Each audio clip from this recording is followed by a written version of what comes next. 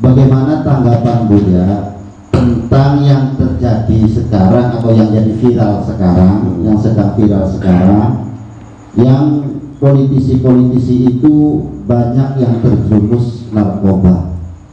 Itu Buya pertanyaannya. Ya, saya kira nggak usah mendiskreditkan politisi lah. Semua kena semua juga. Anak-anak muda semua kena, ya kan gitu. Anak-anak kita, anak cucu kita juga sama terkena. Kenapa? Kita lengah. Narkoba itu kan sebetulnya apa sih? Mereka mencari, sebetulnya begini, terlalu psikologi dulu ya. Orang ini tidak mesti harta berlimpah, ya kan, kekayaan berlimpah ruah, lalu bisa hidup nyaman. Tidak, malah justru semakin banyak hartanya semakin pusing, semakin gak bisa tidur, semakin banyak marah. Tentu kita harus mengerti bahwa banyak orang yang harta berlimpah ruah tapi tidak punya waktu untuk menikmatinya. Betul. Itu masih mending tidak punya waktu. Ada lagi yang harta berlimpah ruah tidak boleh menikmatinya. Makan sate nggak boleh karena darah tinggi. Minum teh tubruk nggak boleh karena diabetes. Makan sambal nggak boleh karena makronis. Makan kacang nggak boleh karena asam urat. Jadi makanya hanya nasi putih juga ditakar hanya 3 sendok. Minumnya air putih. Duit banyak makanya hanya nasi putih air putih. Badannya kurus kering, tidurnya ngelingker kayak luluh. Tulingnya ya begitu. Mau begitu? Nggak usah. Nah, dalam keadaan stres, panik, menghitung harta, kegiatan macam-macam, ya itu orang menjadi depresi. Disitulah orang membutuhkan ketenangan, ingin mencari kedamaian, tetapi salah pilih. Saya tidak memungkiri memang ke night club dengan cewek-cewek cantik, dengan minuman keras, ya kan, memang ada merasakan ketenangan. Iya, jangan mungkiri. Tapi itu palsu dan sementara. Ketika bereaksi kimianya dalam tubuh kita, begitu selesai kita semakin pusing. Makanya saya mengajak, cobalah cari kedamaian yang lebih abadi. Ya, kembali kepada jalan kebenaran. Ya kan, yuk kita berzikir di malam hari. Yuk kita menyepi. Yuk kita menghadiri majelis taklim. Ya, dengan logika, dengan rasional.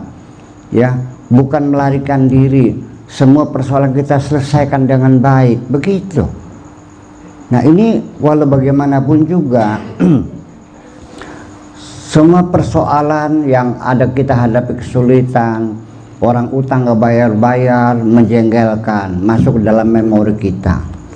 Anak kita nggak naik kelas, ya kan gitu. Kita juga marah juga, disimpan dalam memori kita.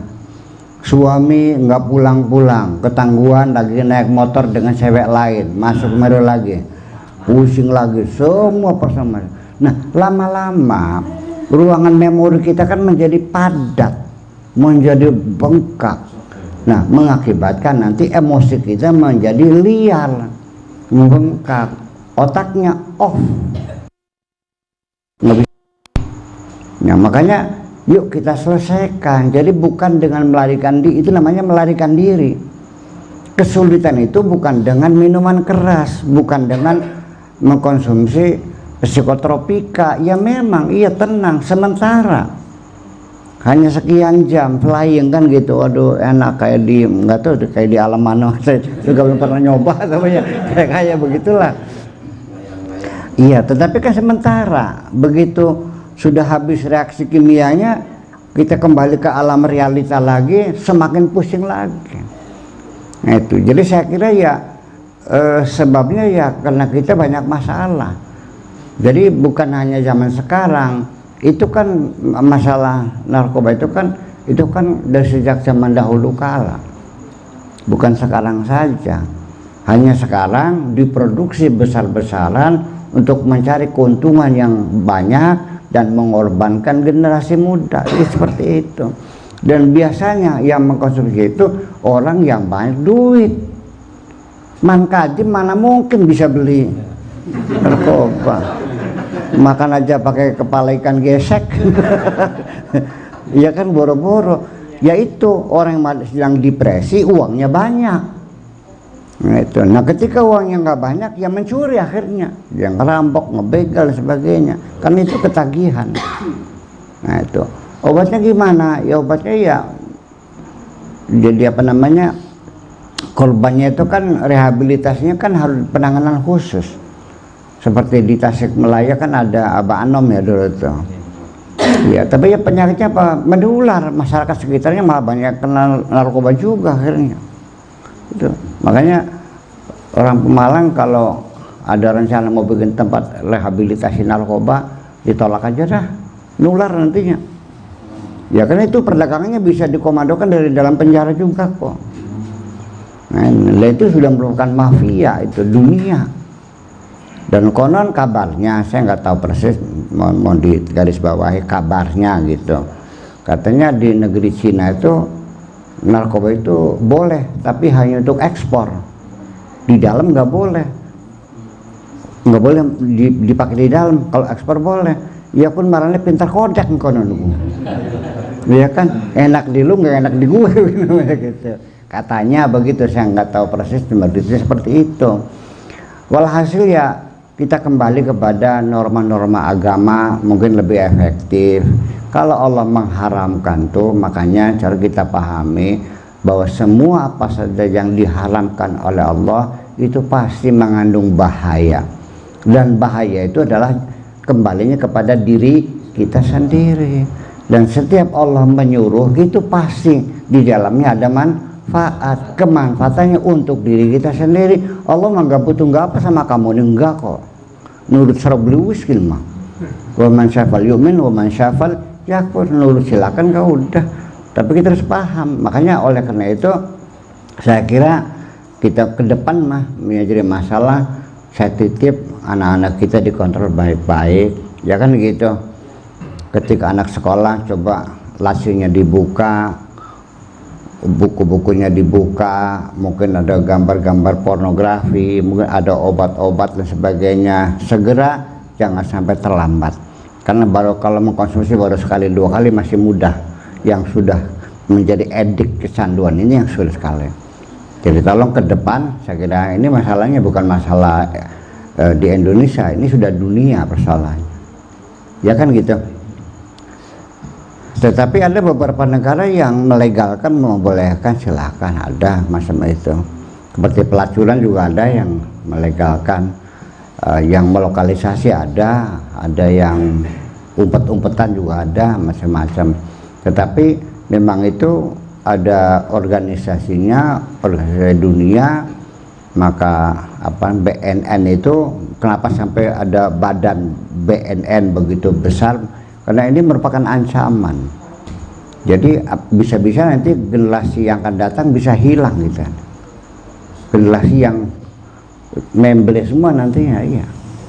Dan itulah pada akhirnya adalah keberlangsungan kehidupan bernegara kita yang terancam kalau anak-anak kita sudah kecanduan narkoba semacam itu. So kalau sudah kecanduan, ini otaknya sudah kayak binatang. Sudah nggak ada rasa takut, nggak ada rasa malu sama orang tua, ya tega-tegaan. Ya, saya sering ibu-ibu datang ke rumah mengeluh bagaimana anaknya. Dia tunjukkan tangannya, diselumutin sama rokok. Kalau minta uang anak nggak dikasih itu, dicerejang sama anaknya, disundutin sama rokok tangannya. Bayangkan, tega, udah membunuh orang tuanya segala macam. Iya, ya membegal motor sedang lewat tuh. Langsung untuk apa? Untuk beli narkoba.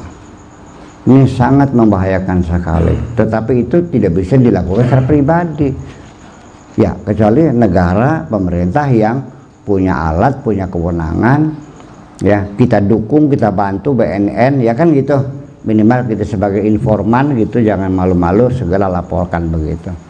Artinya membantu kerja pemerintah itu penting sekali.